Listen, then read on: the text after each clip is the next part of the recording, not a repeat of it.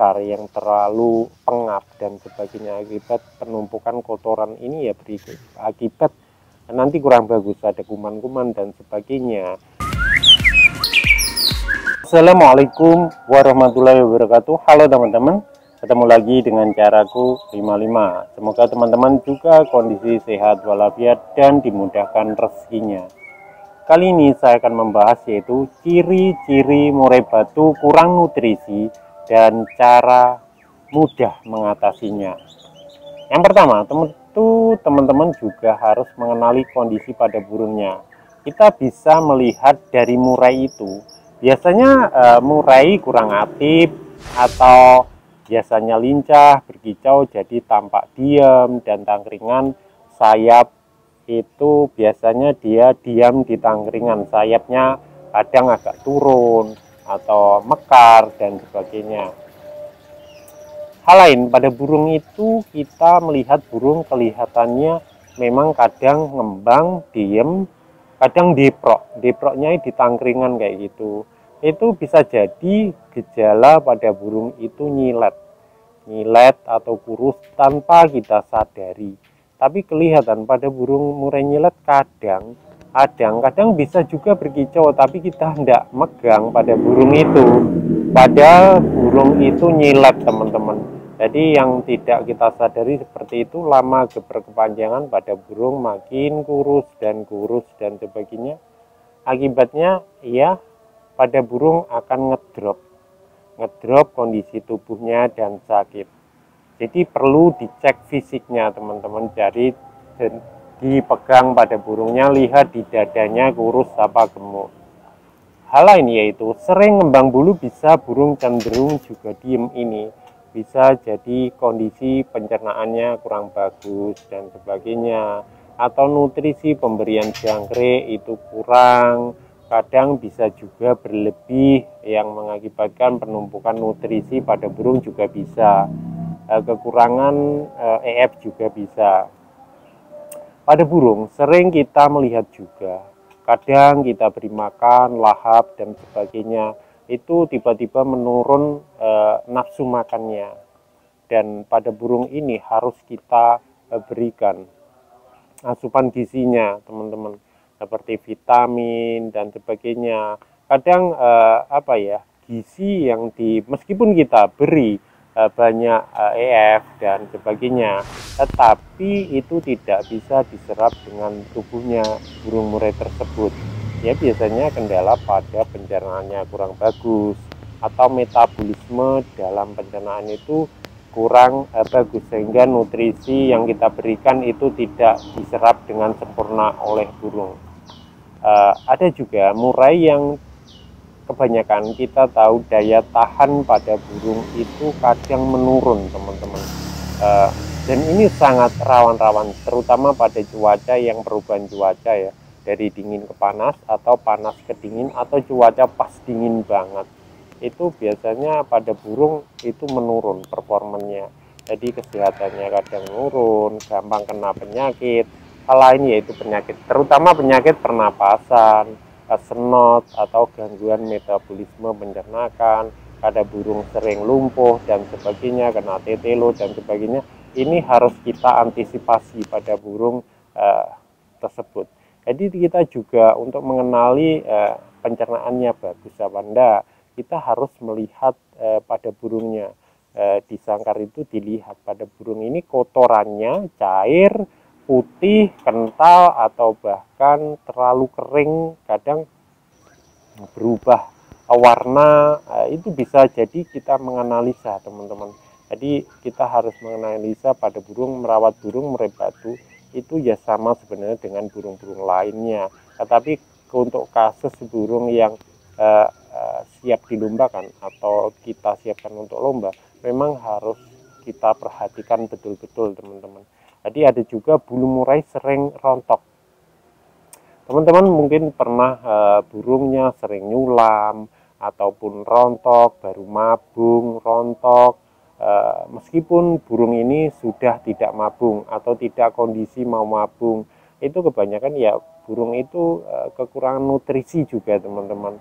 Bisa kondisi stres, nutrisinya kurang, pemberian extra foodingnya mungkin kurang, atau pemberian pakan pada jangkriknya kurang bagus, itu bisa apa ya, untuk kesehatan burung juga kurang bagus juga seperti itu. Atau saat pada burung mabung, saat dokor, asupan gizinya waktu dokor, burung dokor itu juga berkurang teman-teman. Jadi untuk burung dewasa seperti itu. Beda halnya kalau kita burung trotolan atau burung yang masih usia 2 bulan, itu biasanya tanda-tandanya kelihatan sekali. Burung kelihatan kecil, trotolan kecil, dan deprok di tangkringan, sering deprok. Beda dengan lagi ya burung yang agak sehat, seperti itu beda sekali. Untuk trotolan juga bisa dikenali dari seperti itu juga teman-teman.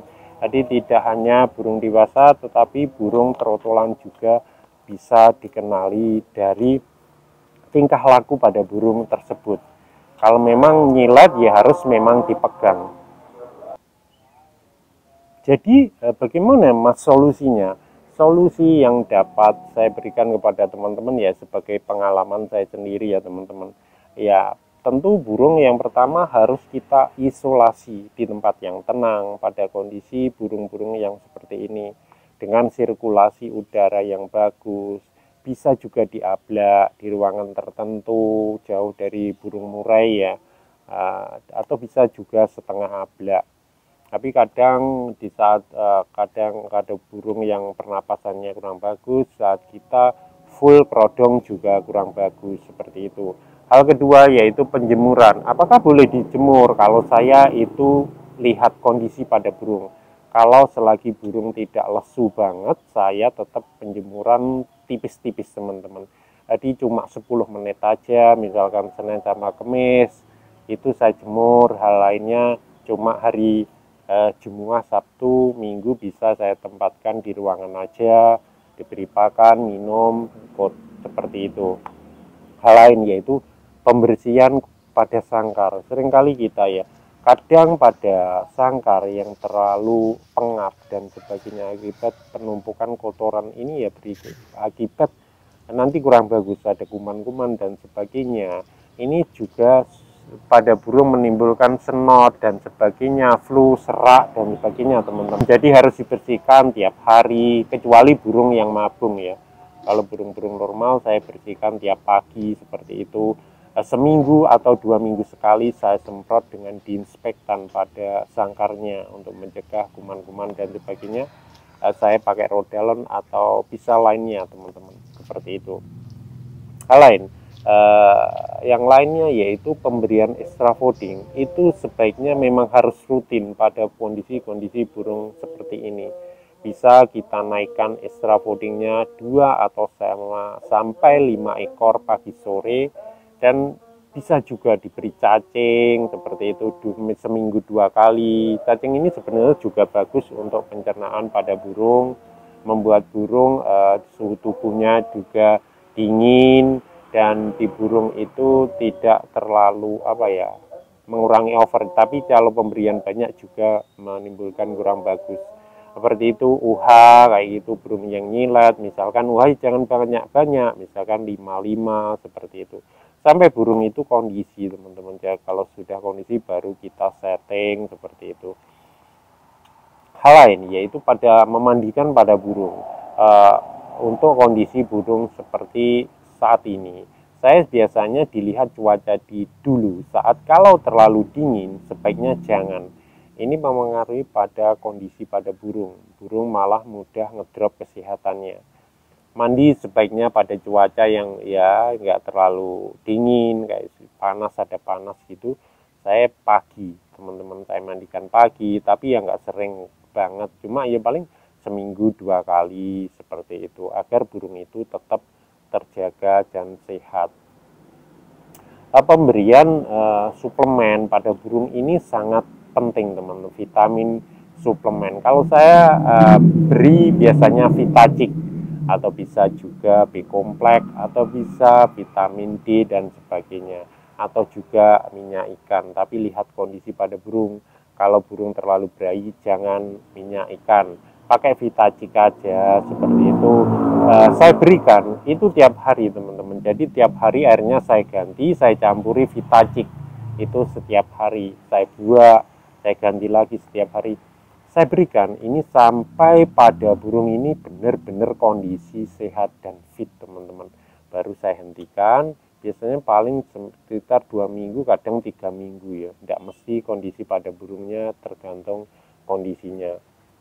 Tapi kalau nanti kondisi pada burung terlalu berak cair atau berak putih kental, saya tambahi Super N, atau bisa juga tetraklur yang khusus berak-berak yang model apa ya, tentang beraknya itu hijau dan sebagainya. Jadi pemberian jangkrik ini juga pemberian pakan pada jangkrik sebelum diberikan pada murai itu juga sangat pengaruh pada burung. Kadang kekurangan serat pada burung cenderung burung ini kotoran terlalu kering teman-teman. Jadi bisa jangkriknya diberi seperti daun pepaya, wortel atau daun pisang atau yang mengandung serat lainnya, tetapi kadar airnya jangan terlalu banyak. Nanti kalau banyak itu biasanya jangkriknya cepat mati teman-teman. Jadi seperti itu teman-teman cara mengatasi pada burung yang kekurangan nutrisi, di mana kita mengkondisikan sesuai kondisi saat teman-teman burung teman-teman itu sendiri. Jadi perawatan kondisi tiap burung itu berbeda-beda berdasarkan dari pengalaman saya sendiri teman-teman ya. Kita belajar sambil belajar bersama-sama. Itulah teman-teman dari saya, semoga bermanfaat buat teman-teman semuanya. Kicomania, berbagi ilmu itu indah, dan teman-teman semoga sehat walafiat dan dimudahkan rezekinya. Berbagi ilmu itu indah. Wassalamualaikum warahmatullahi wabarakatuh.